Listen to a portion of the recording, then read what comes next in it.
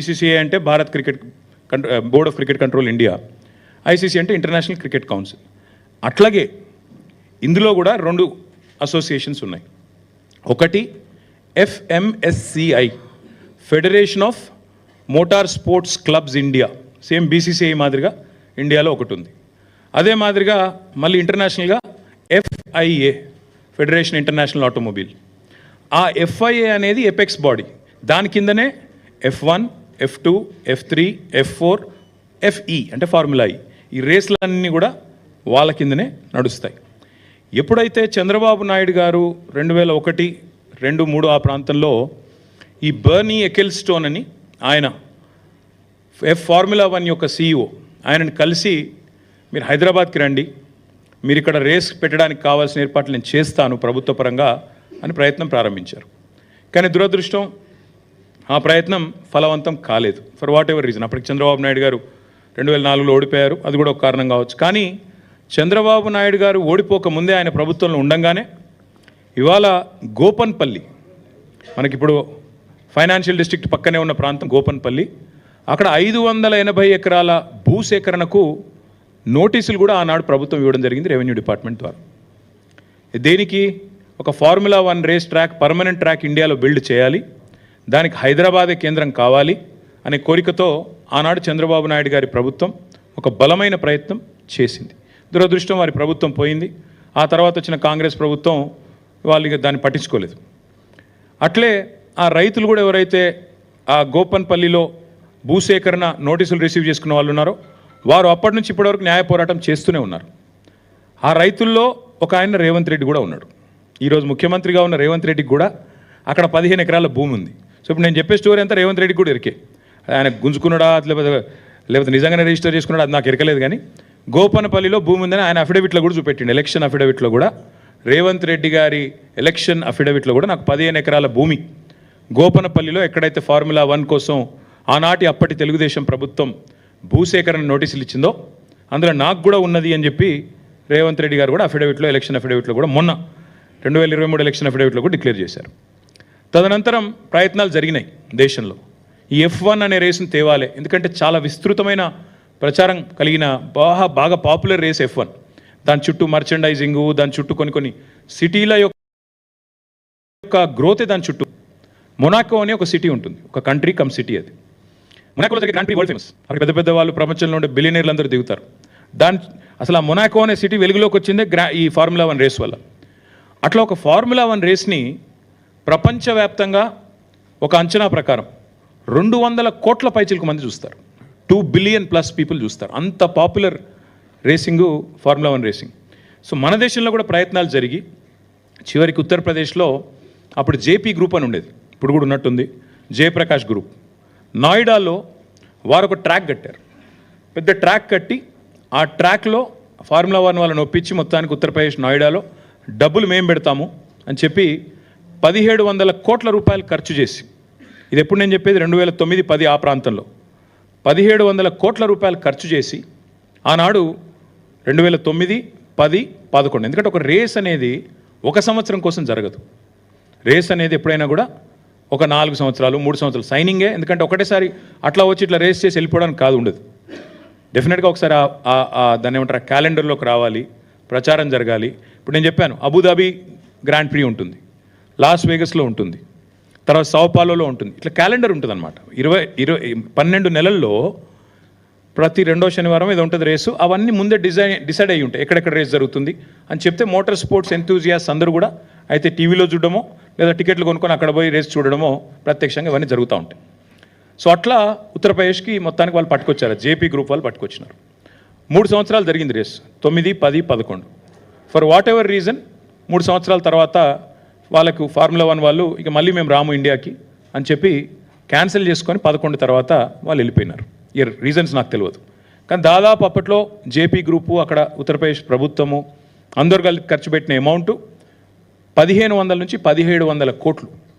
1500 నుంచి 1700 కోట్ల రూపాయలు ఆ రేస్ నిర్వహణ కోసం ఖర్చు పెట్టారు. సరే, అందులో కొంత రెవెన్యూ కూడా వచ్చి ఉంటుంది, వచ్చిన వాళ్ళు చూడడానికి, స్పాన్సర్స్, దానికి దీనికి కొంత రెవెన్యూ కూడా వచ్చి ఉంటుంది. తర్వాత ఇంకా మళ్ళీ భారతదేశంలో మోటార్ స్పోర్ట్స్ రేసులు ఆ స్థాయిలో ఎన్నడూ జరగలేదు. చిన్నవి జరుగుతుంటాయి. ఫార్ములా 4 రేస్ అని మొన్ననే చెన్నైలో జరిగింది. నిన్నగాక మొన్న మీరు చూసింటారు, అమిత్ షా గారు జమ్మూ కాశ్మీర్లో ఫార్ములా 4 రేస్ జరిగింది, ఇది గర్వకారణం భారతదేశానికి అని కూడా మొన్ననే ట్వీట్ చేశారు, చూసింటారు మీరు.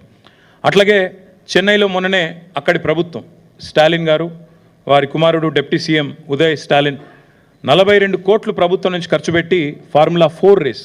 ఫార్ములా 4 అంటే నిజంగా చెప్పాలంటే ఫుడ్ చైన్లో చాలా కింద ఉంటుంది. F1 తర్వాత F2 తర్వాత F3 తర్వాత F4 అలా. సో ఈ రకంగా ఈ రేసుల కోసం దేశవ్యాప్తంగా పోటీ ఎప్పటి నుంచో ఉంది. సో ఆ క్రమంలో గత 10, 11, 12 సంవత్సరాలుగా ఒక కొత్త ట్రెండ్ స్టార్ట్ అయింది. ఈరోజు మనం 2024 సంవత్సరంలో ఉన్నాం, ఇంకా 4 రోజులు అయితే 2025లో ఉంటాం. గత 2013-14 నుంచి ఎప్పుడైతే ఐస్ ఇంజన్ పోయి, ఐస్ అంటే ఇంటర్నల్ కంబషన్ ఇంజన్, డీజిల్ పెట్రోల్తో నడిచే ఇంజన్లు, అది పోయి ఎలక్ట్రిక్ వాహనాలు రావడం స్టార్ట్ అయిందో, ఎలక్ట్రిక్ వెహికల్స్ రావడం స్టార్ట్ అయిందో, అప్పటి నుంచి రేసింగ్లో కూడా ఎలక్ట్రిక్ వెహికల్స్ని తీసుకురావాలనే ఒక కొత్త కాన్సెప్ట్తోని ఈ ఫార్ములా ఈ అంటే ఈ అంటే ఎలక్ట్రిక్, ఆ రేసింగ్ స్టార్ట్ అయింది. ఆ రేసింగ్ స్టార్ట్ అయిన తర్వాత దానికి కూడా విస్తృతమైన ప్రచారం వచ్చింది, దానికి కూడా విపరీతమైన ప్రచారం, విపరీతమైన అట్రాక్షన్ వచ్చింది. సో ఈ క్రమంలో మన గవర్నమెంట్ తెలంగాణలో ఇక్కడ టీఆర్ఎస్ గవర్నమెంట్, బీఆర్ఎస్ గవర్నమెంట్ ఏర్పడిన తర్వాత 2014లో మేము చాలా ఆలోచన చేసినాం, ఏ సెక్టర్స్లో మనం పెట్టుబడులు ఆహ్వానించవచ్చు, ఏ రంగాల్లో మనం విస్తృతంగా తెలంగాణ ప్రయోజనాలను కాపాడవచ్చు. ఆ ఉద్దేశంతో 14 థ్రస్ట్ ఏరియాస్ అంటారు, 14 కీలక రంగాలను ఐడెంటిఫై చేసి మా ఇండస్ట్రియల్ పాలసీలో, ఆనాటి టీఆర్ఎస్ గవర్నమెంట్ ఇండస్ట్రియల్ పాలసీలో 14 రంగాలను ఐడెంటిఫై చేశాం. అందులో ఒకటి ఆటోమొబైల్ రంగం, అందులో ఒకటి రెన్యూవబుల్ ఎనర్జీ. ఆటోమొబైల్ రంగం, అదేవిధంగా రెన్యూవబుల్ ఎనర్జీ రంగం, ఈ రెండిటి కలయికనే ఎలక్ట్రిక్ వెహికల్స్. అందుకే ఏమనుకున్నామంటే ముందుగా ఎలక్ట్రిక్ వెహికల్ పాలసీ తీసుకొని రావాలి, భవిష్యత్ అంతా కూడా ఎలక్ట్రిక్ వాహనాలది అవుతుంది. ప్రజలు ఈ కాలుష్యంతో సతమతం అవుతూ ఉన్నారు. ముఖ్యంగా ఈ వెహిక్యులర్ పొల్యూషన్ ఏదైతే ఉందో మనం చూస్తూ ఉంటాం, ఎప్పుడైనా బండి మీద పోతుంటే ముంగట బస్సు గుప్పమని ముఖం మీద పొగొడితే ముఖం అంతా మసైపోతుంది. కాబట్టి భవిష్యత్ అంతా ఎలక్ట్రిక్ వాహనాలదే, ఎలక్ట్రిక్ బస్సులు కానీ ఎలక్ట్రిక్ కార్లు కానీ బహుళ ప్రాచుర్యం పొందుతాయి. ఇవి భవిష్యత్తులో ఫార్ములా 1 ఉండకపోవచ్చు, ఉంటే గింటే మళ్ళీ ఫార్ములా ఈ రేసే ఉంటుందని చెప్పి మనం ఈ క్రమంలో, అంటే మళ్ళీ ఒక ఎగ్జాంపుల్ చెప్తా ఉన్నా, అది కూడా చంద్రబాబు నాయుడు గారు చెప్తా ఉన్నా. చంద్రబాబు నాయుడు గారు ముఖ్యమంత్రిగా ఉన్నప్పుడు 2001లో జినోమ్ వ్యాలీ అని ఒకటి పెట్టారు, షామీర్పేట దగ్గర, తుర్కపల్లి దగ్గర పెడితే ఈరోజు ఆ జినోమ్ వ్యాలీ నుంచి ప్రపంచవ్యాప్తంగా మనకి వ్యాక్సిన్ల ఉత్పత్తికి అదొక కేంద్రమైంది, ఒక హబ్ అయింది. అంటే మొక్క ఒకరు నాటొచ్చు, విత్తనం ఒకరు పెట్టవచ్చు, కానీ దాని ఫలాలు అల్టిమేట్గా భవిష్యత్ తరాలకు అందుతాయి. అట్లా ముందు చూపుతో కొన్ని కార్యక్రమాలు ప్రభుత్వాలు చేయాలి, చేస్తాయి. బుద్ధున్న ప్రభుత్వం అంటే చేస్తుంది. మేము కూడా ఏమనుకున్నామంటే తెలంగాణలో కేసీఆర్ గారి నాయకత్వంలో ఆటోమొబైల్ మరియు ఈ రెన్యూవబుల్ ఎనర్జీ, ఎలక్ట్రిక్ వెహికల్స్, దీనికి తెలంగాణ భారతదేశంలోనే కేంద్రంగా ఉండాలి అనే ఎజెండాతో ప్రయత్నాలు ప్రారంభించే క్రమంలో స్టడీ చేశాం. చెన్నైలో ఒక ఆటోమొబైల్ కేంద్రం ఉంది, అక్కడ చాలా కంపెనీలు, ఫోర్డ్ లాంటి కంపెనీలు మ్యానుఫ్యాక్చరింగ్ పెట్టాయి. అట్లాగే పూణేలో కొన్ని ఆటోమొబైల్ పార్ట్స్ తయారు చేసే కంపెనీలంతా కూడా అక్కడ ఉన్నాయి. మరి మనం ఏం చేయొచ్చు అని ఆలోచించినప్పుడు మనకు సముద్ర తీరం లేదు, ఈకోసిస్టమ్ లేదు, మరి ఏం చేయాలి అని ఆలోచించి ఎలక్ట్రిక్ వాహనాలను బలంగా ప్రోత్సహిద్దాం, వాటికి సంబంధించిన మొత్తం ఈకోసిస్టమ్, అంతా ఇక్కడే డెవలప్ చేద్దామన్న ఎజెండాతో ఆ క్రమంలో హైదరాబాద్కి ప్రాచుర్యం రావడానికి, హైదరాబాద్ని ప్రపంచ పటంలో ఎలక్ట్రిక్ వెహికల్ ఎంతూజియాస్ట్ దృష్టిలో పెట్టడానికే ఫార్ములా ఈ రేస్ వాళ్ళని అప్రోచ్ అయిన తర్వాత జరిగింది ఏంటి అంటే, మీకు ఒకసారి సీక్వెన్స్ చెప్తాను నేను. మనము వాళ్ళతోన అప్రోచ్ అయ్యి ఒక మొట్టమొదటి అగ్రిమెంట్ ఎప్పుడు సైన్ చేశామంటే 25 అక్టోబర్ 2022. ఇది వరుసగా 4 సీజన్స్ కోసం సైన్ చేశాం. ఇదేదో రేసు కోసమో, రేస్ నుండి వచ్చే గ్లామర్ కోసమో చేసింది కాదు. రేస్ చుట్టూ ఒక తెలంగాణ మొబిలిటీ వ్యాలీ అనేది ఏర్పాటు చేయాలి, జినోమ్ వ్యాలీ మాదిరిగా. అందులో ఇన్నోవేషన్ జరగాలి, రీసెర్చ్ జరగాలి, మ్యానుఫ్యాక్చరింగ్కి తెలంగాణ హబ్ కావాలి. ఎలక్ట్రిక్ వాహనాలకు భారతదేశంలో అడ్డా ఎక్కడుంది అంటే తెలంగాణ ఉంది అని ప్రపంచం మాట్లాడుకోవాలి. ఇది మా ఎజెండా. దానికోసమే ఇదంతా కూడా చేసి మేము ఫార్ములా ఈ వాళ్ళతో సంప్రదించి వాళ్ళు రామన్నారు. ముందు మాకు ఇండియాలో ఫార్ములా 1 గతంలో చేదు అనుభవం ఉంది కాబట్టి మేము రాము, ఇండియాలో ఇన్ఫ్రాస్ట్రక్చర్ ఆ స్థాయిలో ఉందా అన్నారు.